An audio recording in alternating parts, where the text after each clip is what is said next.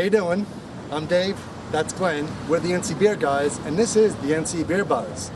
Today we're up on Rigsbee Avenue in Durham to talk to Chris Davis at Fullsteam Brewery. Find out about their use of all the natural North Carolina ingredients, and also, what is the steam behind the Fullsteam? Let's go inside and talk some beer. So Chris, it's good for us to be here today. Thank you for being with us. Well, thanks for coming out. Tell us something about Fullsteam.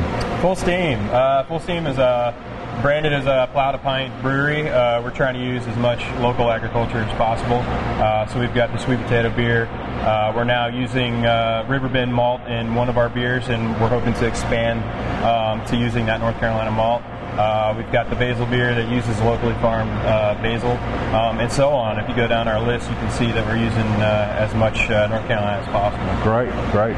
So you have the Apothecary series, which is now like the summer basil. Mm-hmm. Do you experiment a lot every season, or is it something that you kind of stick with each one every year? You know what you're going to do? No, I mean, we have the pilot system. It's basically this little homebrew thing I cobbled together when I was a home brewer, and we still use it.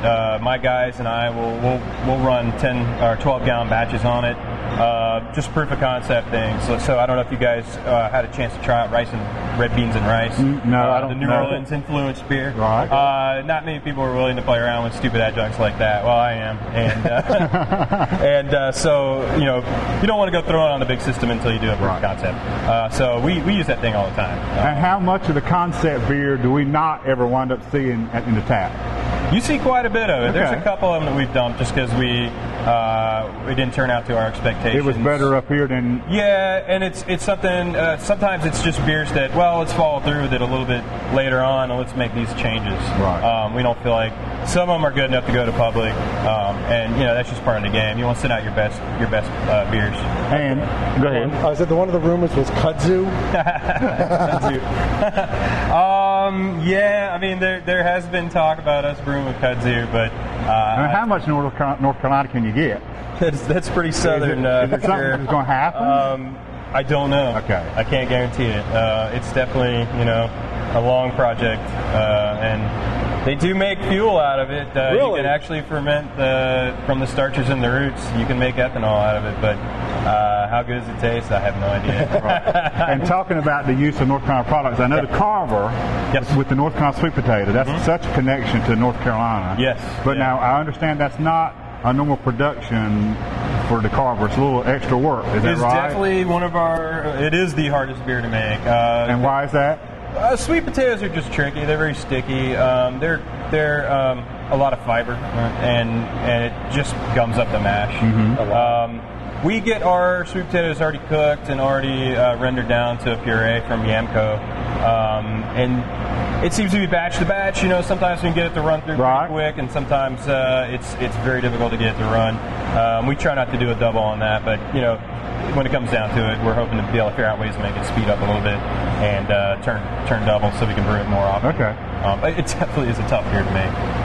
I've had 18-hour days just waiting for the lauter to come down. Oh my God. It doesn't happen often, luckily, but it is definitely the harder beer to make. Right. And we've in other NC Beer Buzzes in the local area, we hear so much about Fullsteam, that there's this big fellowship, that everyone is a cooperative, even though it is competition, because you want to sell your beer, they want to sell their beer, but there is this cooperative in the process. Can you elaborate more? Oh, absolutely. I mean, we're all friends. It's not really me and Fullsteam versus Triangle or Bull City. We work together. If there's a thing that we're out of, I can call one of those guys. Right. I can call Big Boss. I can call those guys. We're all good friends. It's not us versus them. It really is Bud Miller Coors that we're trying to take their taps off and make sure that craft beers is the forefront.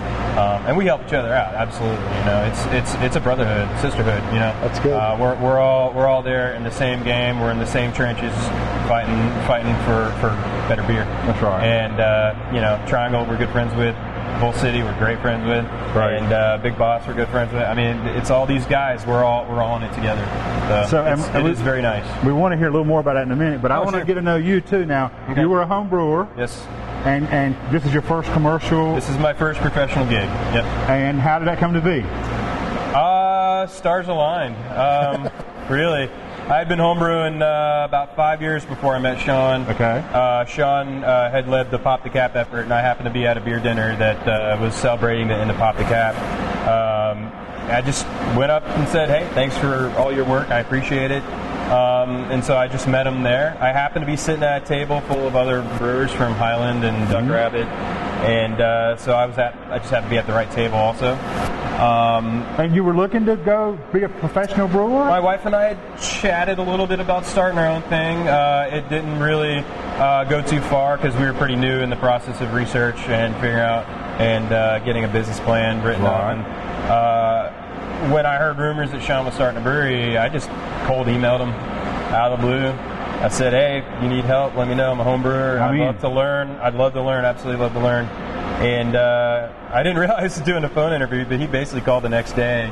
And I must have triggered all the right answers. And you know, it's been brewing ever since. Now, we just had a second anniversary, which I was amazed at because I thought Fullsteam had been around.